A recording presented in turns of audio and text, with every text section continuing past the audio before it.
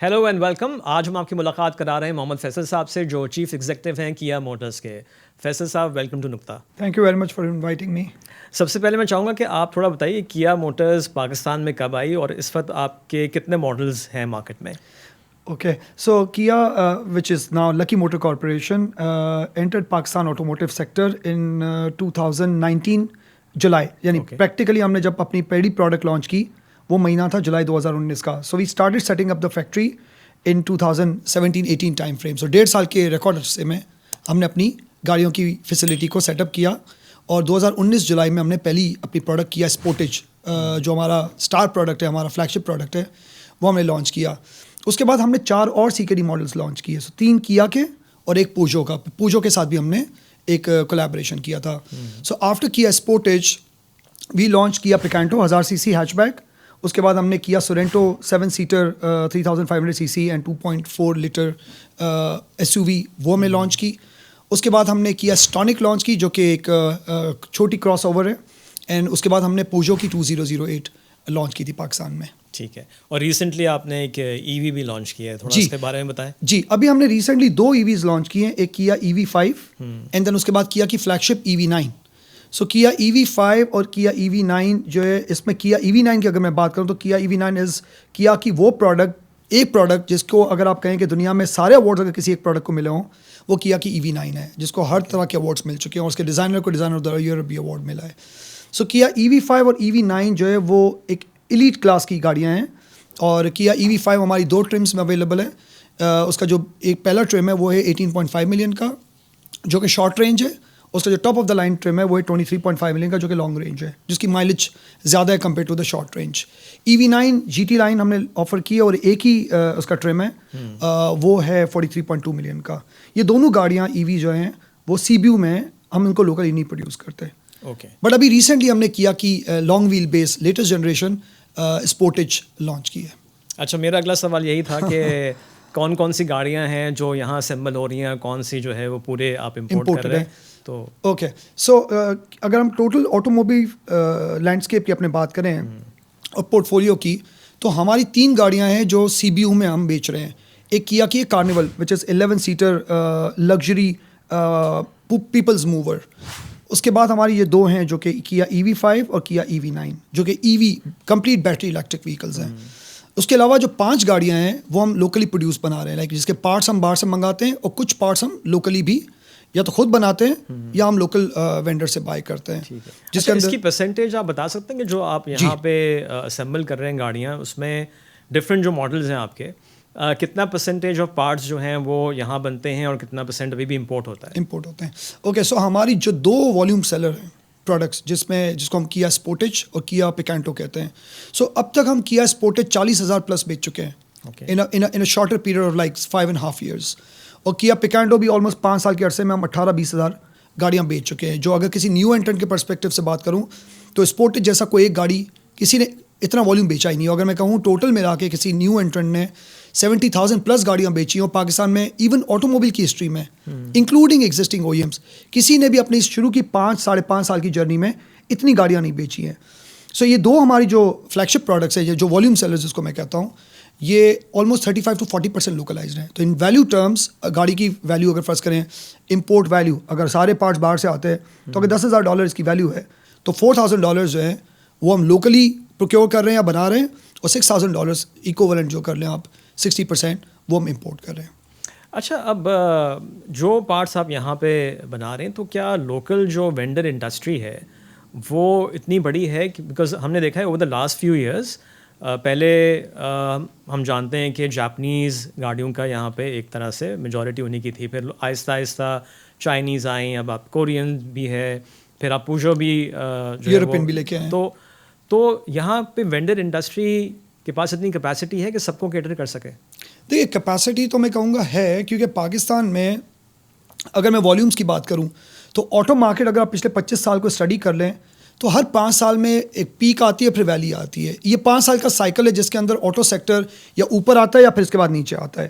اچھا, اس میں ایسا نہیں کہ یہ نیچرل ہے, اس میں بہت سے فیکٹرز ہیں جو کنٹریبیوٹ کرتے ہیں. سب سے امپورٹنٹ یہ ہے کہ گورنمنٹ کے جو فسکل میجرز ہیں وہ بہت بڑا رول پلے کرتے ہیں. When F X situation Pakistan کی اچھی نہیں ہوتی تو گورنمنٹ کیا کرتی ہے, وہ ٹائٹن کرتی ہے فسکل اسپیس کو. تو وہ کیا کرتی ہے, امپورٹ پہ ریسٹرکشن لگا دیتی ہے. جیسا ابھی ریسنٹلی آپ نے دیکھا ہو پچھلے 2-2.5 سال میں گورنمنٹ نے امپورٹ پہ ریسٹرکشن لگا دی تھی کہ آپ پارٹس یا موبائل فون کے پارٹس یا گاڑیوں کے پارٹس نہیں منگا سکتے. تو پاکستان کی جو وینڈر انڈسٹری ہے اس کے پاس کیپیسٹی تو ہے 3,30,000 گاڑیوں کی مارکیٹ کو کیٹر کرنے کے لیے آن اے ڈبل شفٹ بیسس. سو جب پاکستان میں 3.5 لاکھ گاڑیاں بکتی ہیں تو سنگل شفٹ میں نہیں بنتی گاڑیاں, وہ ڈبل شفٹ میں. تو ساری انڈسٹری ڈبل شفٹ پہ چلتی ہے. تو آٹو پارٹس مینوفیکچررز بھی ٹیون ہے to deliver that kind of quantity. But اب انفارچونیٹلی یہ کہ اب پلیئرس پہلے ہوتے تھے 3, جب ہم انٹر ہوئے اس وقت صرف 3 میجر پلیئرس تھے. آج اگر آپ کمپلیٹ کر لیں اکاؤنٹ لائک اس کا کاؤنٹ پورا کر لیں including new and existing O E Ms یا اولڈ او ای ایمس, تو تقریباً 12 سے 13 آٹو میکرس پاکستان میں اور 12 سے 13 برانڈس پاکستان میں. اچھا, اب چیلنج یہ ہوتا ہے کہ جیسے میں ہماری اگزامپل دوں تو ہمارے پاس ایک 1000 cc انجن کی گاڑی بھی ہے, پھر ہمارے پاس ایک 1298 cc کی انجن کی بھی گاڑی ہے, پھر ہمارے پاس 1398 cc انجن کی بھی ہے, پھر ہمارے پاس 2000 cc بھی ہے, پھر 2400 3500. یہ میں سب اپنی اگزامپل دے رہا ہوں.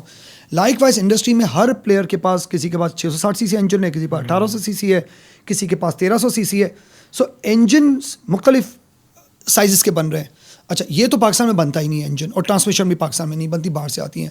بٹ چونکہ باڈی شیل ڈفرینٹ ہوتا ہے اور اس کے علاوہ گاڑیوں کے انٹیریئرز ڈفرینٹ ہوتے ہیں اور گاڑی کی میں بھی کوالٹی آئی وڈ سے ناٹ کوالٹی آئی وڈ سے اسپیسیفکیشنز ڈفرینٹ ہوتی ہیں, تو ڈفرینٹ طرح کے مولڈز بنانے پڑتے ہیں, ڈفرینٹ طرح کی ٹولس بنانے پڑتے ہیں ٹو پروڈیوس دوز پارٹس جو ایک پرٹیکولر گاڑی کی نیڈ ہے. تو وینڈر کو انویسٹ کرنا پڑتا ہے ہر او ای ایم کے حساب سے گاڑی کے وہ پارٹس بنانے کے لیے, اور او ای ایمس بھی سپورٹ کرتے ہیں ان وینڈرس کو. سو اگر میں کیپیسٹی کی بات کروں تو آئی تھنک آٹو میکرز اور ایون ہمارے پارٹس پروڈیوسرز ان کی کیپیسٹی تو انف ہے, بٹ والیومز آج اتنے نہیں ہیں کہ جس پہ وہ اپٹیمم پہ کام کر سکیں. اگر ہماری وینڈر انڈسٹری یہاں پہ آپ کہہ رہے ہیں کہ ڈیولپڈ ہے اور اس کے پاس اور بھی کیپیسٹی ہے, تو اب بھی کیوں 30-40% پہ ہم دیکھتے ہیں لوکلائزیشن؟ وہ جو دوسرے پارٹس ہیں کیا اس کی ایکسپرٹیز نہیں ہے, وہ یہاں نہیں بن سکتے؟ Localisation is a function of volumes. So جیسے میں نے ابھی ایکسپلین کیا کہ اگر ایک او ای ایم کے پاس 5 یا 6 ماڈلز ہیں اور ہر ایک باڈی شیل ڈفرینٹ ہے اور ہر ایک کے اسپیکس اینڈ فیچرز ڈفرینٹ ہیں, جیسے ہر ایک کی سیٹ ڈفرینٹ طرح کی ہے, ہر ایک کا interior like instrument panel different طرح کا ہے, ہر ایک میں روف ہیڈ لائننگ ڈفرینٹ طرح کی ڈلتی ہے, اوبیسلی گاڑی کے سائز پہ اور اس کے ڈیزائن پہ ڈپینڈ کرتا ہے. تو وینڈر نے ہر ایک کو ڈیولپ کرنا ہے according to the specification of that particular car. تو اس میں انویسٹمنٹ ہر گاڑی کے حساب سے ڈلتی ہے, بٹ والیومس بہت لو ہیں. تو 40% بھی لوکلائزیشن کرنا از an uphill task. Is not easy to achieve 40% localisation with skin parts, جس کو ہم کہتے ہیں باڈی کا جو آؤٹر باڈی شیل ہے, جس میں آپ کے سائڈ ممبرز ہیں یا ڈورز ہیں یا فینڈرز ہیں یا ہوڈ ہے اور لگیج ہے. اگر آپ اس کو کمبائن کریں تو آپ 60% تک جا سکتے ہیں لوکلائزیشن لیول پہ. جو بڑی بگ ٹکٹ آئٹمس ہے وہ انجن اور ٹرانسمیشن ہے, اور انجن اور transmission requires lot of volumes, like اس میں ہیوج انویسٹمنٹ ہے. اور اس میں آپ یہ سمجھ لیں کہ ایک پرٹیکولر انجن سائز اگر وہ سال کے 5 لاکھ بنا رہے ہوں ہم ایک پرٹیکولر انجن, تو ایک کسی او ای ایم کے لیے وہ جسٹیفائی کرتا ہے کہ آپ انجن کی لائن آپ خود اپنے پاس لوکل پروڈکشن میں لگائیں. پاکستان میں چونکہ ٹوٹل مارکیٹ ہی 3 لاکھ کی ہے اور اس میں 12 او ای ایمز ہیں, اور ہر او ای ایم کے پاس اگر ایوریج بھی 3 ماڈلز ہیں تو یو کین امیجن کہ 36 تو یہ بن جاتے ہیں ماڈلس, اور ہر ایک کی ریکوائرمنٹس فار لوکلائزیشن ڈفرینٹ ہے. سو لوکلائزیشن اس وقت تک وائبل نہیں ہوگی یا زیادہ لوکلائزیشن نہیں ہو پائے گی جب تک اکانومیز آف اسکیل نہ آئے, اور وہ اس وقت پاسبل ہے جب پاکستان میں گاڑیوں کی ڈیمانڈ بڑھے. اس میں بھی میرا ایک انپٹ یہ ہے کہ یہ ڈپینڈ کرتا ہے افورڈیبلٹی پہ.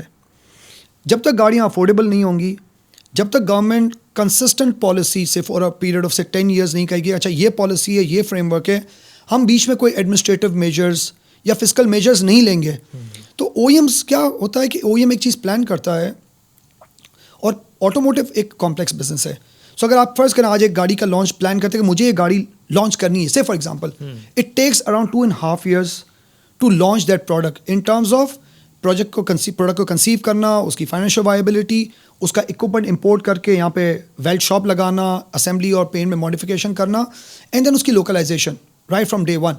Entire thing takes almost around 2.5 years. Okay. But if you plan something and بیچ میں گورنمنٹ کوئی چیز چینج کر دیتی ہے, so you cannot correct that action. So government اگر کوئی چیز نہیں لاتی ہے یا کوئی نیو انٹروڈکشن کرتی ہے, کوئی پالیسی میں انسینٹیو لاتی ہے, then you start that process, it takes almost 2.5 years. By the time policy expire हो जाती है.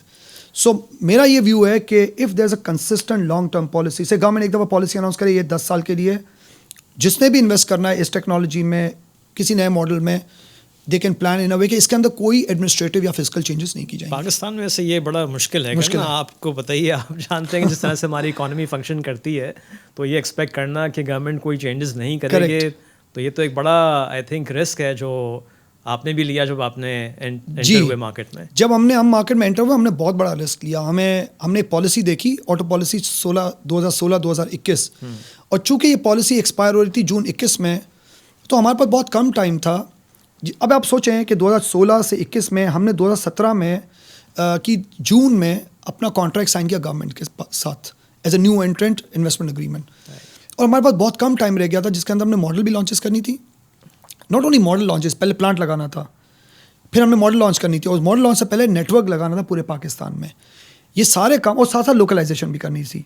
सो सेटअप लगाना फैक्ट्री का, देन उसके बाद मॉडल पिक करना, लॉन्च करना, नेटवर्क लगाना ताकि पार्ट्स अवेलेबल हो, आफ्टर सेल्स उसकी हो सके गाड़ियों की, एंड देन उसकी localisation.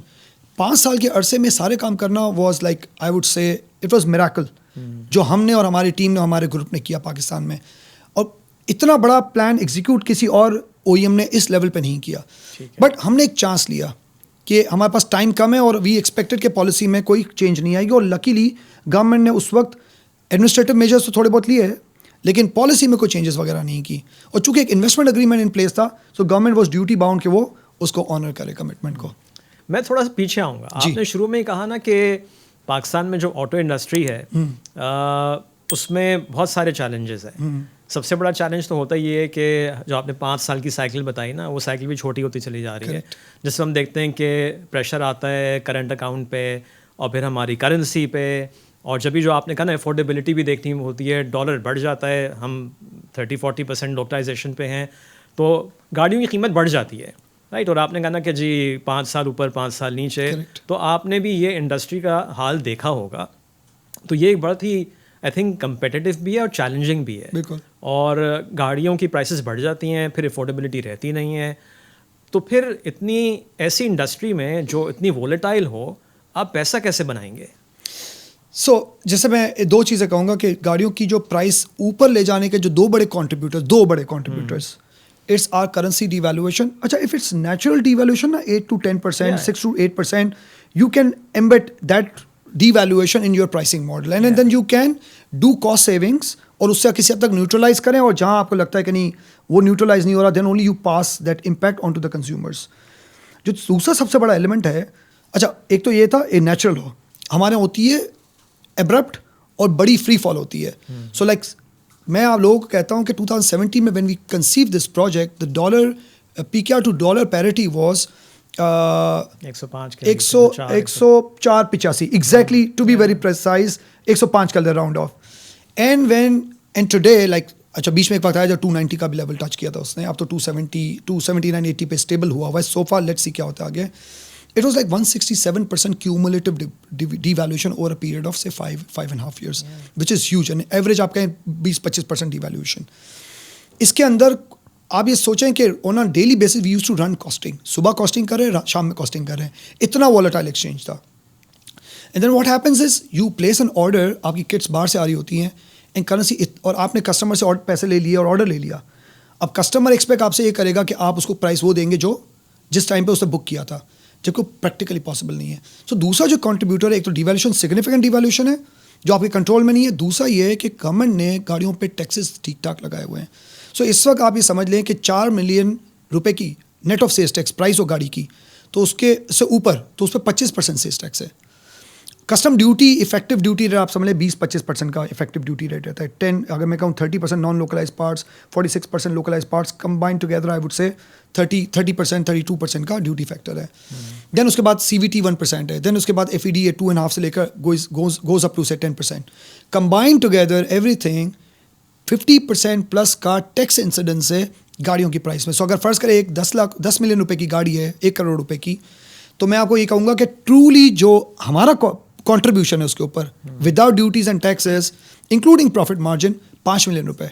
If you combine everything together ये 10 मिलियन रुपए की गाड़ी बनती है. तो गवर्नमेंट प्लस 50% प्लस तो گورنمنٹ کی کٹی میں جاتا ہے, اور باقی جو ہے ہمارا کنٹریبیوشن لائک اس میں آپ کے پارٹس آتے ہیں imported plus local parts plus local value addition, جو ہم نے مشینری لگائی ہوئی, پلانٹ لگایا ہوا ہے, پینٹ شاپ ہے ہماری, ویلڈ ہوتی ہے گاڑی, اسمبل ہوتے ہیں پارٹس.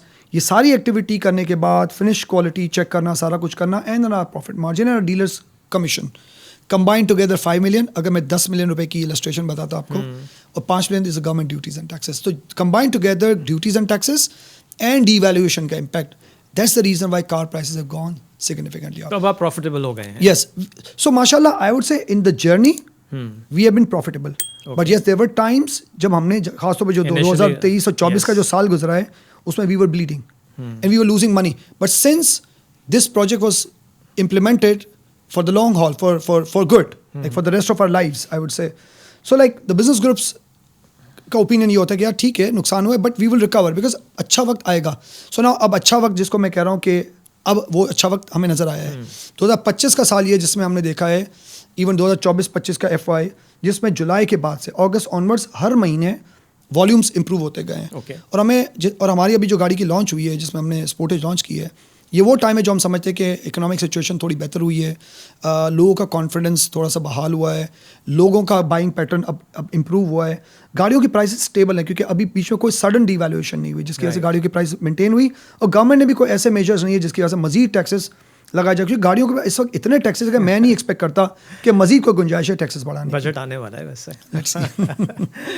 اچھا اب مجھے یہ بتائیے کہ اگر ہم گلوبلی دیکھیں تو پروسیس کیا ہوتا ہے کہ جب کوئی آٹو انڈسٹری سیٹ اپ ہو رہی ہوتی ہے کوئی, تو اس میں کیا پہلے وینڈر انڈسٹری کو ڈیولپ کیا جاتا ہے یا سیدھا وہ پلانٹ لگا لیتے ہیں پھر بعد میں دیکھتے ہیں کہ ٹھیک ہے نہیں ملے گا تو امپورٹ کر لیں گے؟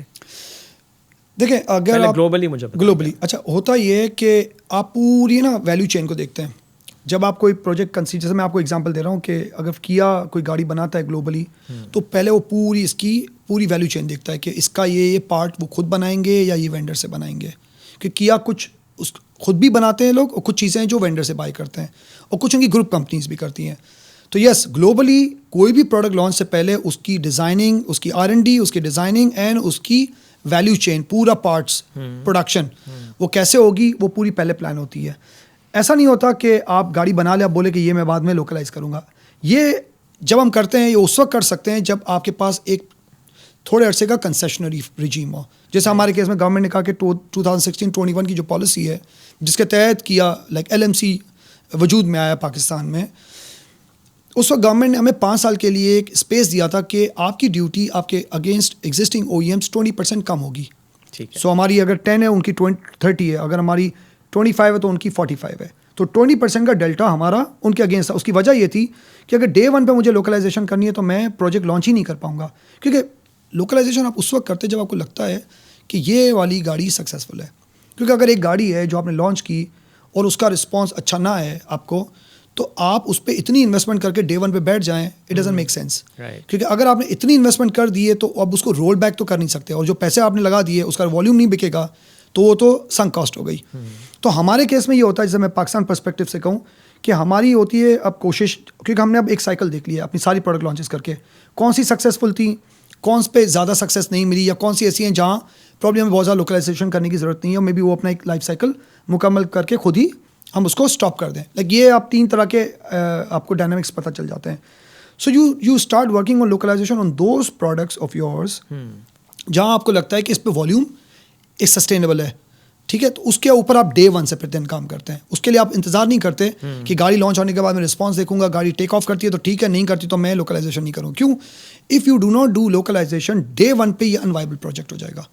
بٹ یس یہ گلوبل OEMs کو شاید اتنا ایک ہے نا مارجن نہیں ملتا یہ ججمنٹ ایکسرسائز کرنے کا, کیونکہ انہوں نے جو پروڈکٹ بنایا نا وہ دنیا میں بیچنا ہے, تو انہوں نے پلان ہی اس کو اس طرح کیا. ہمارے لیے تھوڑا سا ایک فائدہ یہ ہے کہ ہم نے ان کی پروڈکٹس کو دنیا میں بکتا ہوا دیکھ لیا ہے, تو now we pick and choose those products جن کی ایک سکسیس اسٹوری دنیا میں ہے.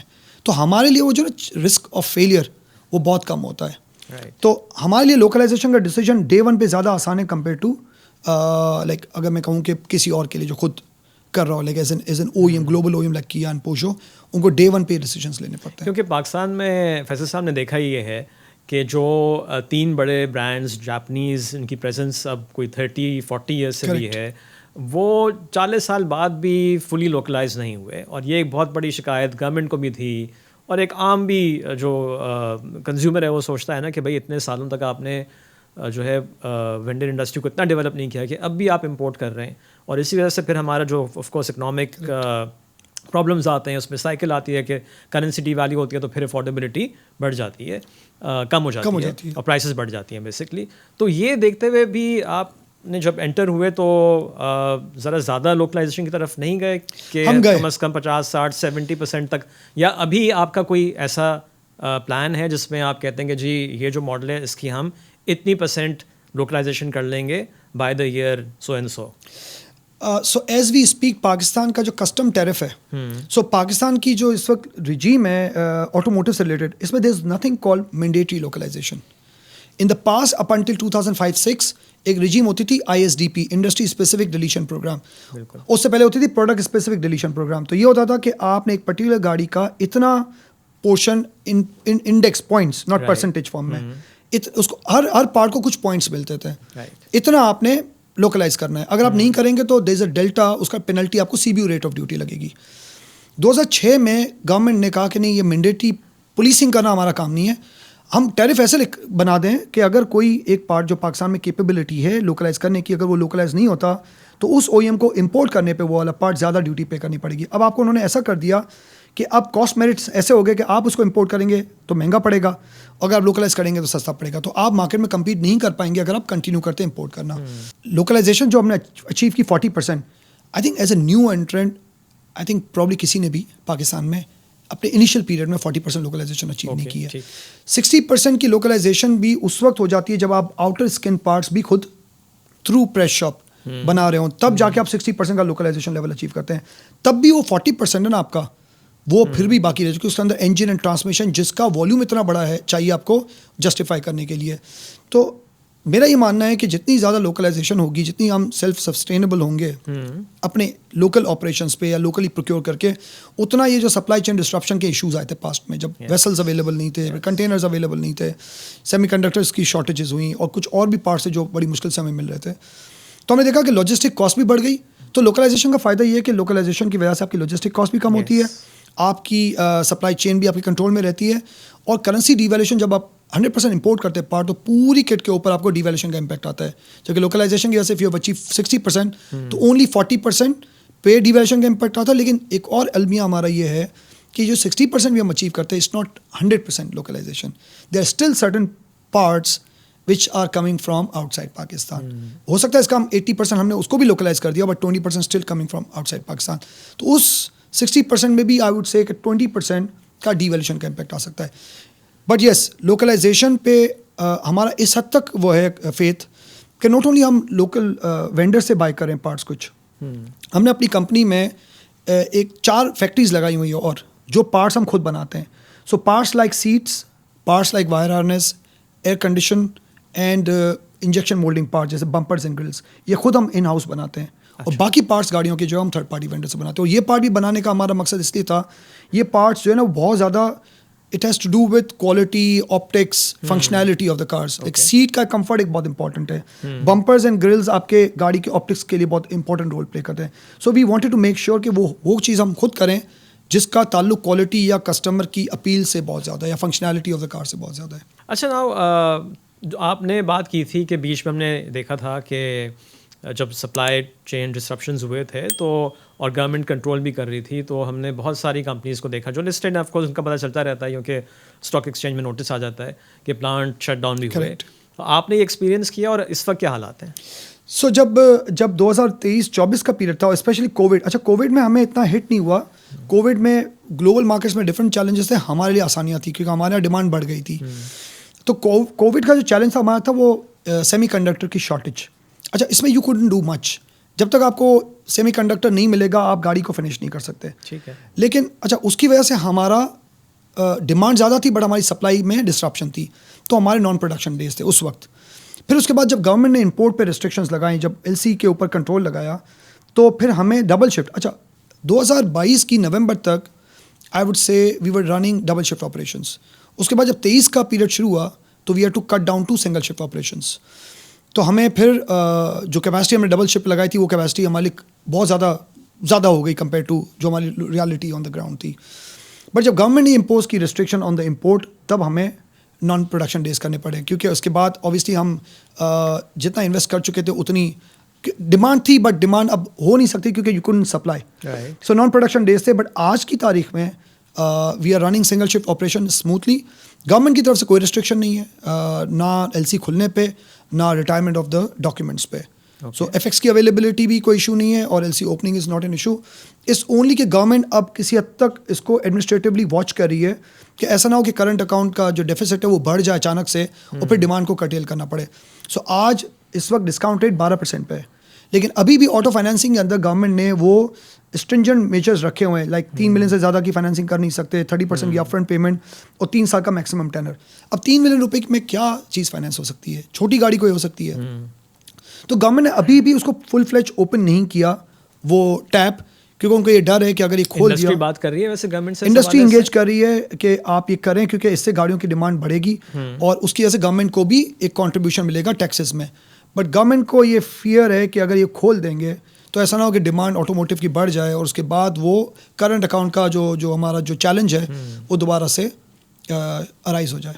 اچھا, آپ نے ای ویز بھی لانچ کیے ہیں. اب ای ویز میں ایک بڑی بات یہ ہے کہ چارجنگ اسٹیشنز ابھی بہت زیادہ اویلیبل نہیں ہیں, تو یہ ایک بڑا چیلنج ہے. تو اس کو آپ کیسے جو کنزیومر کو کیسے بتا رہے ہیں کہ کیسے اس کو؟ سو ہم نے ایز اے کمپنی دیکھیں جو ہمارے کنٹرول میں وہ ہم کر رہے ہیں. اوبیسلی گرینڈ اسکیل پہ ابھی ہم نے کام نہیں شروع کیا, لیکن ہمارا اس وقت پورے پاکستان میں کیا کہ 29 شو روم ہے 16 سٹیز آف پاکستان میں, اور پوچھو کہ ہمارے تقریباً 9 شو رومز ہیں 6 سٹیز آف پاکستان میں. تو کیا کہ جتنے بھی 29 شو رومز اس میں 16 شو رومز ہم نے ڈکلیئر کیے ہوئے ہیں ایز ای وی اور فلیگ شپ شو رومز.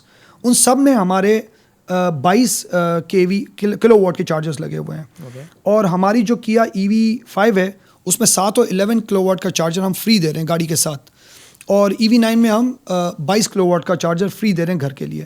سو اس سے یہ ہوگا کہ کم از کم کسٹمر جو ہمارے شو روم جیسے اور زیادہ تر ہمارے جو شو رومز ہیں جیسے میں نے کہا 16 تقریباً 10 سٹیز کو کور کرتے ہیں, تو ایٹ لیسٹ ہمارا کسٹمر جو ہماری EVs لے رہا ہے وہ اپنے گھر پہ بھی چارج کر سکتا ہے اپنی گاڑی کو, اور اس کے علاوہ شو روم پہ بھی جا کے وہ گاڑی کو چارج کر سکتا ہے. تو اس حد تک ہم نے ضرور کیا ہے کہ ہم آہستہ آہستہ اپنے اکراس پاکستان جتنے بھی نیٹ ورک ہے ڈیلرشپ کا ان سب پہ چارجنگ کا اپنا انفراسٹرکچر دے رہے ہیں, اور گھر پہ بھی ہم ان کو اپنی گاڑی کے ساتھ فری چارجز دے رہے ہیں. اچھا, ان فیوچر آپ کا پلان ہے کہ یہ چھوٹی ای وی لانچ کی جائے افورڈیبل؟ کیا کے پاس ایک ای وی ہے ایز وی اسپیک EV3, اس کو ہم اسٹڈی کریں as a potential model for future CKD. So اب government at the moment is finalising almost in the final stages. ابھی وہ IMF سے بھی اور نوٹ لینے کی کوشش کر رہی ہے.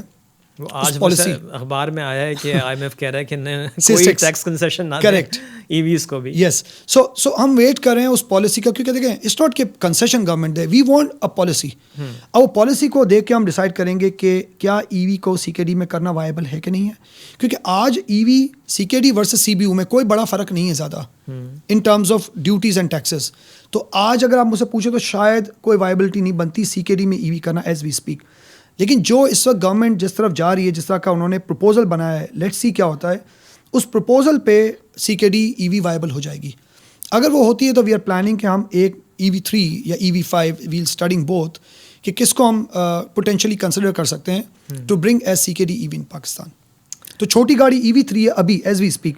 کیا ٹارگیٹ کرا ہے EV1, بٹ اس کو تھوڑا سا ٹائم لگے گا جو ان کی انٹری لیول EV ہوگی. بٹ ایز وی اسپیک جو چھوٹی گاڑی ان کی اویلیبل ہے وہ EV3 ہے. لکی گروپ اگر ہم دیکھیں بہت بڑا گروپ ہے, اس کی بہت ساری کمپنیز کی پریزنس ہے اسٹاک مارکیٹ پہ.